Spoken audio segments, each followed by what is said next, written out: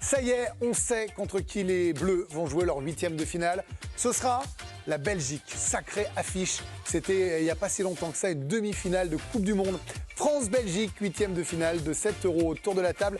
Alicia Dobi, Benoît Tremoulinas et Samuel Olivier, bonsoir à tous les trois. Bonsoir. Merci d'être avec nous. Et de l'autre côté, Nabil Djellit, Djibril Cissé et Adrien Kourouble.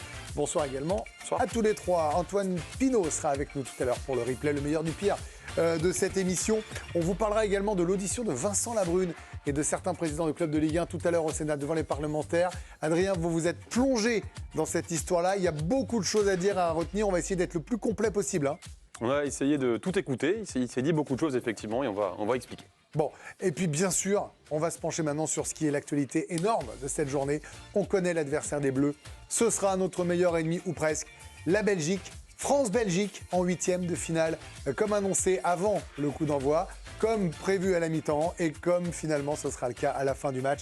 Adrien, France-Belgique, est-ce que les Belges ont fait un bon match statistiquement tout à l'heure ? On va regarder justement les statistiques des Belges face aux Ukrainiens. Match nul, ils devaient s'imposer pour aller chercher la première place. S'il y avait un match nul en face, ils ont eu le ballon, mais on vous le disait, le problème c'est peut-être l'efficacité des Belges qui ont tiré 12 fois pour seulement 4 frappes cadrées, 19 ballons touchés dans la surface adverse. Bon, 4 équipes à 4 points. À ce jeu-là, c'est cruel, c'est l'Ukraine qui termine 4e et qui sort du tournoi. En revanche, c'est la Roumanie. Ce qui est totalement incongru d'ailleurs, c'est que l'Ukraine 4e sort du tournoi alors qu'il y a des équipes qui sont à 3 points en meilleur 3e. Samuel, on ne va pas jouer au nombre de points, c'est évidemment un classement par poule. D'accord, mais c'est pas incongru. Non, c'est décevant pour eux. Il y a des 3e qui ont moins de points. On a un meilleur 4e que les meilleurs 3e. Oui, c'est le concept des poules et des divisions. C'est incongru. Sam. Alors, coup de gueule de Samuel Olivier, les gars, il n'est même pas 20h, il est déjà debout sur sa chaise. Donc, je le disais, avant d'être coupé par Monsieur Télématin. Donc, vous savez, qui est notre camarade. Vous avez donc la Roumanie, qui est première de ce groupe. La Belgique, qui est 2e. La Slovaquie, qui se qualifie pour les 8e. Et donc, l'Ukraine, c'est cruel, j'en conviens, 4e avec 4 points. On a donc ce fameux France-Belgique que toutes et tous vous appeliez de vos voeux tout à l'heure. Est-ce que vous êtes content, Djibril ? Oui. Ah oui. Oui, parce qu'on va voir, j'espère, enfin, la vraie équipe de France. L'équipe de France qui doit hausser son niveau. Et je pense qu'avec les caractères des joueurs de l'équipe de France, ils vont le faire. Parce que de toute façon, il n'y a pas le choix. Parce que là, c'est tu gagnes, tu restes, tu sors, tu rentres à la maison. Donc, il n'y a pas le choix que de hausser le niveau. Bon, alors, ce qui est sûr, c'est qu'on n'a pas tout à fait le tableau. Je vous parlais d'arborescence tout à l'heure.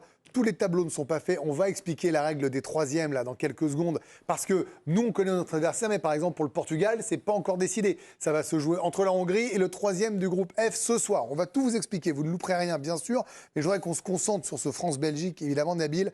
Ça reste un choc ou pas ? Oui, c'est une affiche qui est quand même qui est restée excitante. 2 nations majeures du football européen. Alors certes, une qui valide plus que l'autre, une rivalité récente sur le terrain et aussi en dehors. Des stars des deux côtés, des stars du côté de l'équipe de France, mais aussi des stars du côté de la Belgique, avec un joueur comme De Bruyne, par exemple, podium du dernier Ballon d'Or, si je ne dis pas de bêtises. Et puis c'est aussi un derby, quoi. C'est 2 voisins, c'est des liens forts entre le football français et le football belge, pardon. On a des joueurs dans cette équipe de Belgique qui jouent en Ligue 1, qui ont joué en Ligue 1 ou qui sont aujourd'hui qui jouent encore, qui jouent aujourd'hui encore. On va dire que c'est quand même un beau choc. C'est-à-dire personnellement, j'aurais préféré jouer la Slovaquie par exemple ou la Roumanie, surtout la Roumanie qui finit premier en ayant finalement fait son tournoi sur le premier match face à l'Ukraine. C'est une très grande nation du foot, quand même. Non, là, ils renaissent de leur cendre. Oui, bien sûr. Non, mais il y a un collectif, tout ce que vous voulez. Bien, bon. Je pense que c'est en dessous de la Belgique, mais après, c'est mon opinion. D'ailleurs, quand les Belges et les Roumains se sont croisés, il n'y a pas eu photo. Ouais. Mais à regarder pour le grand public, il vaut mieux un France-Belgique qu'un France-Slovaquie ou un France-Roumanie. On le débriefera dans l'équipe de Greg. On sera en avant-match à la mi-temps et en après-match. C'est lundi à 18h. Ce France-Belgique, ce sera évidemment à vivre comme on a vécu ensemble. Le France-Pologne aux alentours de 18h. Je précise également, Adrien va tout vous dire, que si jamais les Français, par bonheur, battaient les Belges et filaient en quart de finale, ce serait soit le vainqueur de Portugal-Hongrie, soit le vainqueur de Portugal-Slovénie. Pour le moment, les Portugais ne savent pas contre qui ils vont jouer, Hongrie ou Slovénie. On vient vous voir, Samuel, sur ce match-là. Parce que France-Belgique, maintenant c'est sûr, pour aller au bout, s'ils vont au bout, faudra taper tout le monde. Ce sera un exploit au vu de la première partie de l'Euro et au vu des adversaires. Mais là, tout de suite, on va être dans un vrai Euro. On va être dans un match électrique. L'idée de derby, je la partage totalement. Et puis, on va savoir, en fait. Voilà, là, on va savoir quel est le niveau de l'équipe de France. C'était la question, je crois, de l'équipe de Greg, de l'équipe du soir hier. Là, dans 3 jours, on saura. Vous avez peur un peu ou pas, Benoît, ou vous êtes toujours confiant? Parce que Sam, il veut savoir. Moi, je suis plutôt partisan de cette ligne-là. Est-ce que vous pensez que la Belgique peut se transformer comme nous, on pourrait éventuellement se transformer? Je ne suis pas certain qu'un Vertonghen ou qu'un Fess se transforme face à Mbappé, à Dembélé. La défense vous plaît bien? Vous êtes content d'affronter cette défense? Oui, non. Puis je pense que ça va être un match ouvert. On l'a vu face à l'Ukraine. L'Ukraine a eu plus d'occasions que la Belgique. Donc on peut le redire pour ceux qui n'ont pas vu le match. Ça veut tout dire, alors que les deux équipes devaient faire un résultat. Donc je pense que ce sera un match ouvert et forcément c'est mieux pour l'équipe de France. Après, par rapport à ce match, le sélectionneur aura aussi des choix à faire. On va en parler petit à petit. Jusqu'à ce match-là. Au milieu de terrain, il y aura des choix à se faire. Devant, il y aura peut-être aussi des choix à faire pour faire mieux que les matchs précédents et marquer des buts.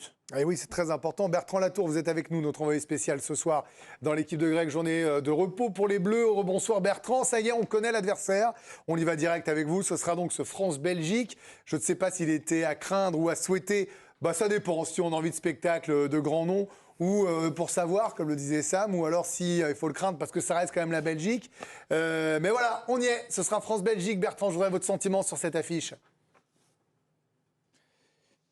Le premier sentiment, c'est forcément que c'est une belle affiche qui nous attend et je pense que l'attention et l'intérêt de tous les gens qui regardent nos émissions, regardent les matchs sera supérieur à un nom plus faible du football européen. Mais c'est une très belle affiche. Je ne suis pas sûr que ce soit un grand match pour autant parce que de ce que j'ai vu de la Belgique, j'ai vu quasiment 2 matchs pleins de cette équipe-là. Il y a quelques grands joueurs, notamment offensivement. Il y a une défense faible.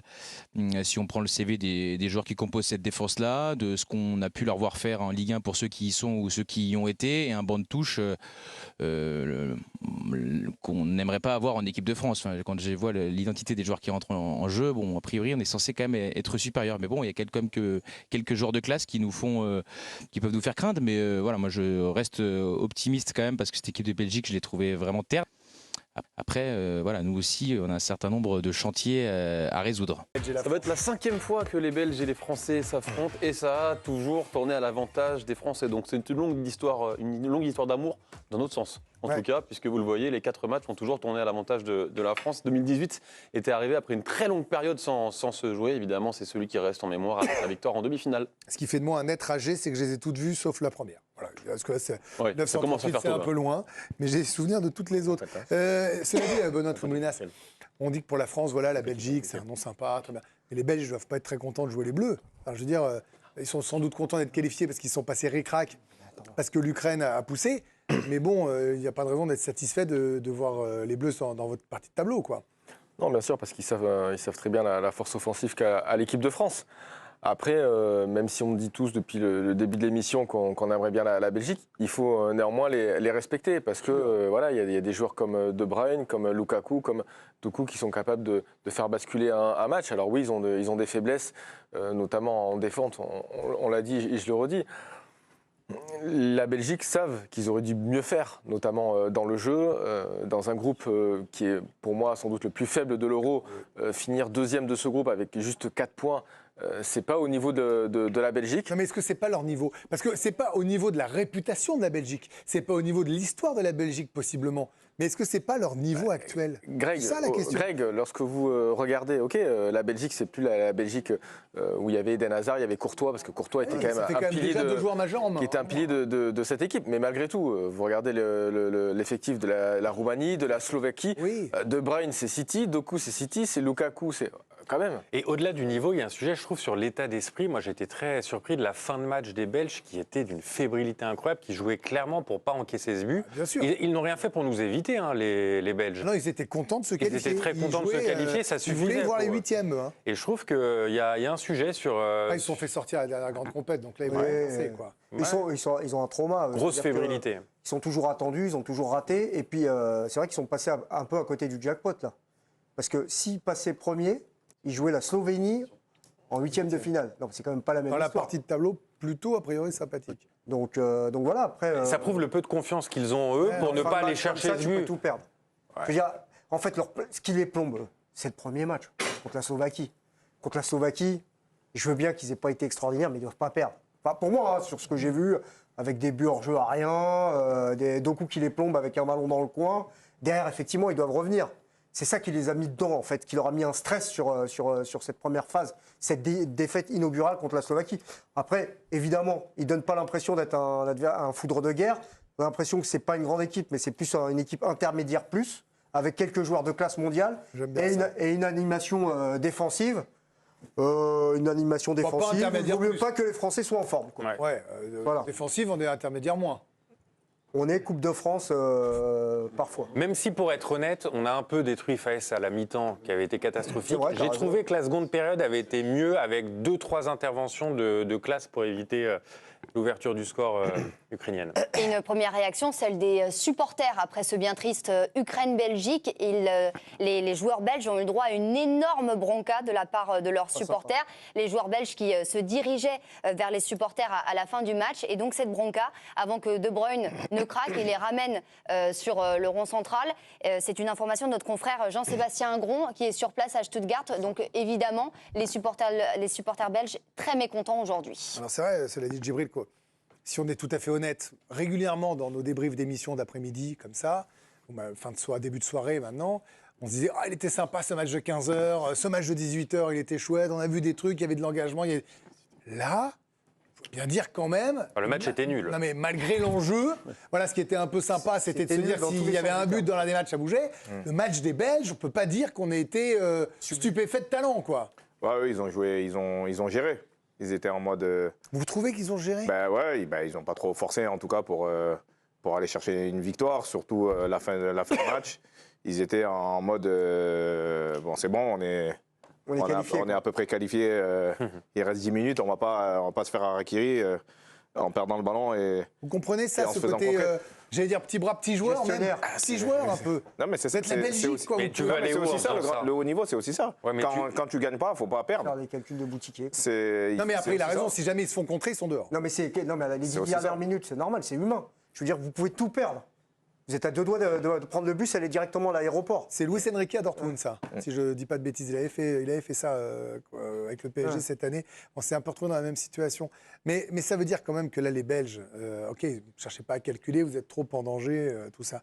Ils sont dans quel état d'esprit avant de jouer les Bleus là ? On a une réponse avec les supporters. Là. Ça donne une indication. Bien sûr. Dans quel état d'esprit ils vont préparer ce match avec des supporters qui leur tournent le dos sur la fin de rencontre malgré la qualification. C'est pas idéal pour préparer un match. Nous, on n'est pas au top. On va pas se raconter l'histoire et se la raconter surtout. Ouais. Mais bon, eux, ils sont quand même en dessous de nous. On peut le dire ce soir, non ? Oui, vous pouvez le dire. Même si on n'est pas non plus transcendant, le groupe était un petit peu plus fort. On n'a pas battu une Pologne B quand même. Donc attention, la Pologne B, je ne suis pas sûr que ce soit moins fort que l'Ukraine A. Non, mais la Pologne... Déjà éliminé. La Pologne, dans cette poule, ils pouvaient se qualifier. La Pologne A. Oui. La Pologne... Mais ils ne sont pas qualifiés. Pardon ? Ils ne sont pas qualifiés. Non, mais si on les avait mis dans cette poule... dans cette poule-là, oui, peut-être. En tout cas, bon, les Bleus joueront la Belgique. Ce sera lundi à 18h. On sera là pour l'avant-match, pour la mi-temps et pour l'après-match, dans la même configuration qu'hier, quand il y avait ce France-Pologne. Vous voulez rajouter une dernière stat avant qu'on aille voir Bertrand Latour, Adrien ? Ouais, une petite stat importante sur la série que sont en train de vivre les Belges, parce que sur les 17 dernières rencontres, ils n'ont perdu qu'un seul match, c'était face à la Slovaquie. Donc attention, sur les 18 mêmes derniers matchs, c'était face à la Slovaquie à l'Euro, mais sinon, il n'y a qu'une seule défaite. Donc c'est une équipe qui, malgré tout ce qu'on peut dire, a quand même peut-être un peu plus de confiance que les Bleus. Et ce sont deux équipes qui ne marquent quasiment pas. Non. Et si ça allait en prolongation, au tir au but, toutes ces choses-là... On a Mike Maignan. Ouais, mais on a surtout un historique au tir au but. C'est vrai. Défavorable. Bon, on continuera d'en parler. Ce sera donc France-Belgique.